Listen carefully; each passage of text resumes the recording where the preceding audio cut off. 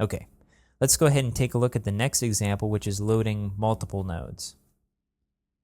Jump back to the module directory and open up step 2, which is called Load and Display Multiple Nodes. Go ahead and copy the entire code and paste it over the code that's currently in your stuff.module file.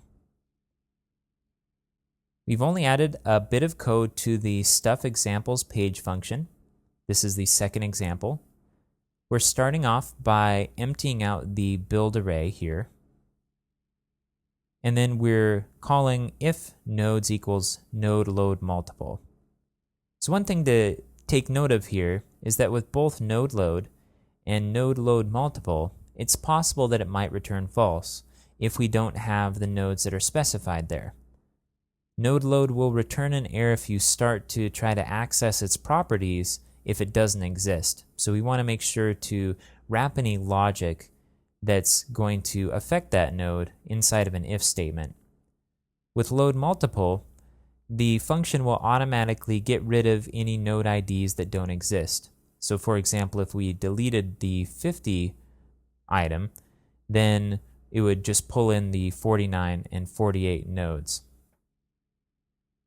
Okay, so notice that we're not doing any looping here. What we're doing is grouping everything together into a single function call and passing it an array of node IDs. This improves performance, so we don't have to call the same queries on multiple nodes. This function will instead create a single query that loads all of the nodes all at once, and that's a lot faster. In order to use this array that's returned, we would then use node view multiple in order to view all of those nodes. And we can pass it the same values that we did node view, which includes the nodes themselves and the view mode. And then we're just passing this to an item in our render array and then returning that render array. So let's go ahead and save this